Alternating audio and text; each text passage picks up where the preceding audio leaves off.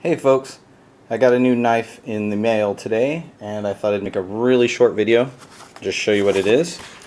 If you can't tell from the title of this video, I don't know why I always start these videos off like you don't know what's going to be in this package,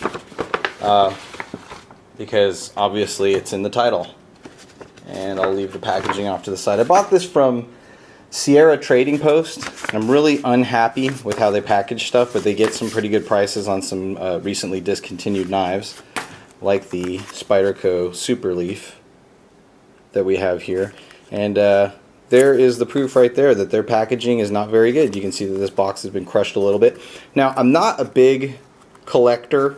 That is, I don't buy knives to keep them in some sort of a safe or a box or have them sit on a shelf on display. I like to actually use my knives, so I'm not terribly worried about the condition of the box. But when you send a knife in this kind of packaging and then you have the ability to crush that packaging or get it bent or caught in something without any sort of padding, no bubble wrap and no box, some sort of hardened cardboard, you just run the risk of actually damaging the product inside. So they might save a few cents with each package by sending it that way, but they don't get a recommendation from me at all based on the quality of their packaging.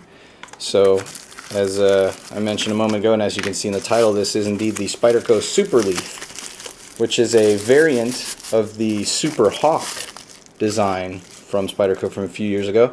That one is discontinued, I believe, as is this one, recently discontinued.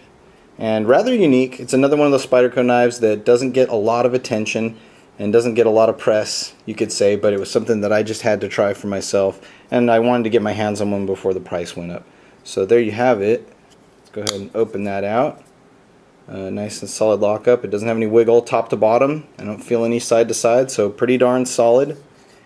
And what's interesting about this blade is for its size, and this is sort of a Spyderco, I won't say trademark, but it's common on Spyderco knives that they put a lot of care into the comfort and the handle of the knife. So the ergonomics are really important, and I will say by handling this, at least in the further, in the rear grip, and I'll move forward into the choil, both are just as comfortable as I would expect.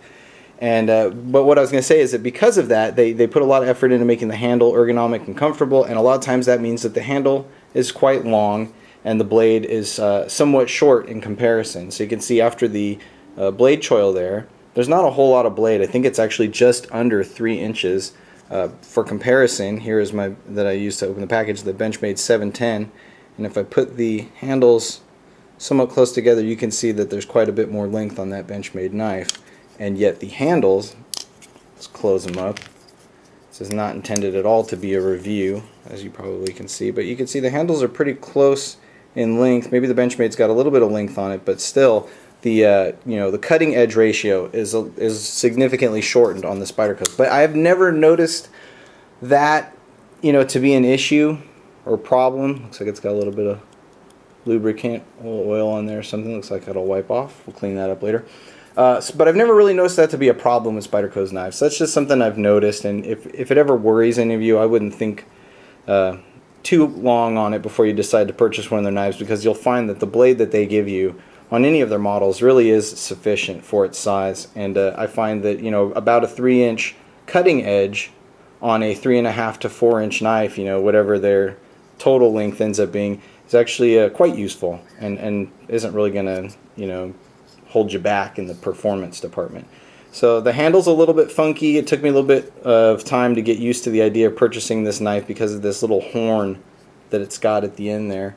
And after a while, I just decided I couldn't resist the blade shape, which I thought was really neat. This is actually my second knife, or second model of knife that has the compression lock. So my first one is the Paramilitary 2, and now the Superleaf. An extremely thick blade. I believe it is almost 4 millimeters thick, or over 4 millimeters. So a very quick comparison. Again, not a review, just showing you this to give you a little comparison there. So really, really thick, hefty blade stock, which is really nice.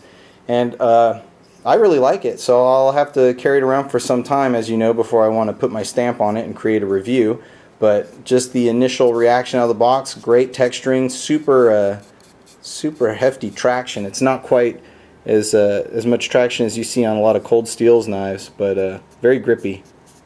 It's probably a little bit closer to the paramilitary tube. Almost seems like it's got a little bit more traction than that. Some nice skeletonized stainless steel liners there, and you can see that the G10 slabs and the liners are actually quite thin. So I think the reason that they did that was to keep the knife from being way too thick overall, despite having a really thick blade. And just again, initial reaction to the overall design, I'm very happy with it. I think this knife is going to get carried a lot and get a lot of use. A little bit stiff on the compression lock. I imagine that will loosen up over time. And got the stainless steel wire clip for your pocket clip. And it looks like you can do tip up on either right-handed or left-handed side, and that's it. No tip down carry. That's not a problem. I tend to prefer tip down, or excuse me, tip up. And there is your blade centering for anyone that's worried about it. Looks like it might be a little bit off, but I don't see or hear any rubbing on the liners, so it's all good there. There you go. I'll come back with a review at some point, certainly, but I'm pretty excited to have this knife in my possession now, and I plan on carrying it a bit. We'll see how it works out for me. There you have it, the Spyderco Superleaf. And thanks for joining me on this little new purchase video, and I hope to talk to you all very, very soon. Bye.